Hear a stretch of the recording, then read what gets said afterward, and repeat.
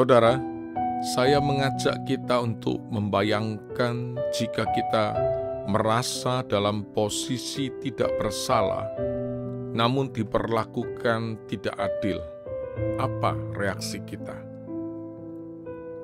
Jangankan tidak bersalah, ketika kita sadar bahwa kita bersalah pun, kita akan bereaksi keras jika kita diperlakukan tidak adil atau tidak semestinya. Itulah karakter manusia.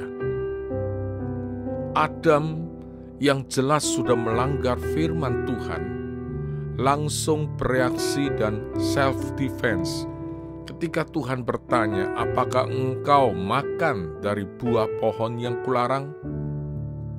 Adam menjawab, perempuan yang kau tempatkan di sisiku, dialah yang memberi dari buah pohon itu kepadaku, maka ku makan.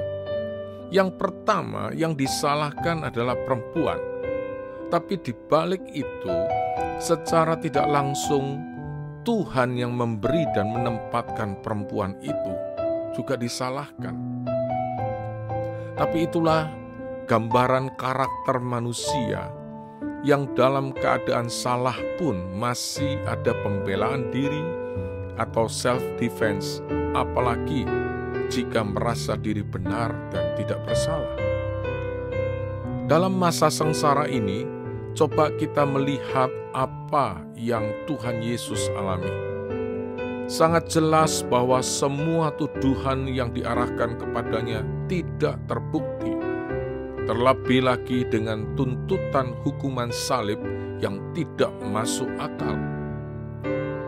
Karena itulah bagi kita rasanya wajar ketika pertama kali Tuhan Yesus menyatakan bahwa Dia akan menderita, disalibkan, mati, dan dibangkitkan, Petrus langsung bereaksi dan tidak terima.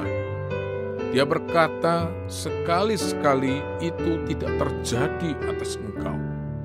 Namun anehnya, Tuhan Yesus justru menegur Petrus dengan berkata, "Enyalah iblis, engkau suatu batu sandungan bagiku, sebab engkau bukan memikirkan apa yang dipikirkan Allah, melainkan apa yang dipikirkan manusia."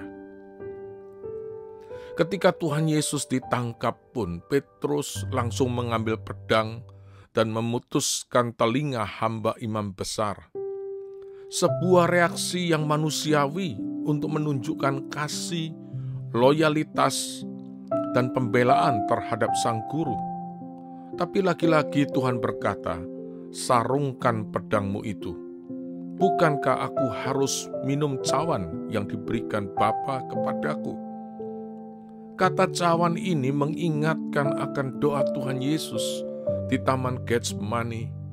Ya Bapa, jikalau sekiranya mungkin, biarlah cawan ini lalu daripadaku, tetapi janganlah seperti yang ku kehendaki, melainkan seperti yang Engkau kehendaki. Dan pada akhirnya Tuhan Yesus pun berkata, ya Bapakku, jikalau cawan ini tidak mungkin lalu, kecuali apabila aku meminumnya, jadilah kehendak-Mu. Jadi Tuhan Yesus sudah tahu bahwa Dia harus meminum cawan itu. Yang menjadi pertanyaan adalah, mengapa Tuhan Yesus tidak menolak? Jawaban ini juga yang menjadi alasan mengapa Tuhan Yesus tidak membela diri ketika ditindas. Sikap yang tidak melakukan pembelaan membuat Pilatus pun juga bingung, karena Pilatus tahu bahwa Tuhan Yesus tidak bersalah, namun tidak melakukan pembelaan ketika banyak orang menuntut hukuman disalib kepada Tuhan Yesus. Alasannya sangat jelas, karena Tuhan Yesus lebih mengutamakan kehendak Allah, lebih mengutamakan tergenapnya firman Allah daripada mengikuti keinginan sendiri.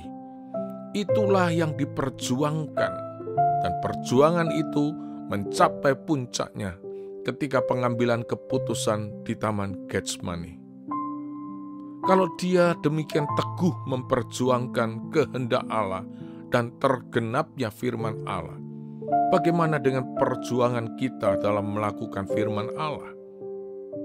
Bukankah justru kita sering mengabaikan, bahkan meninggalkan begitu saja karena kita merasa sulit untuk melakukan firman Allah?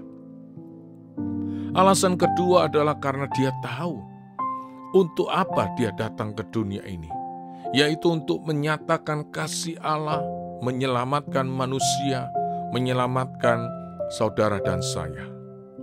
Dia bisa saja menolak semua itu karena dia punya kuasa untuk melakukannya.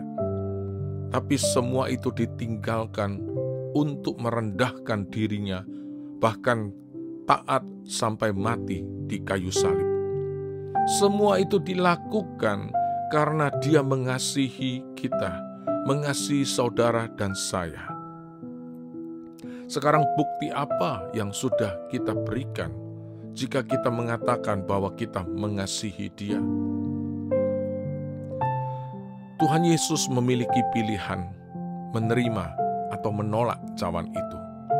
Tapi Dia memilih minum cawan itu karena Dia tahu itulah kehendak Allah yang harus digenapi.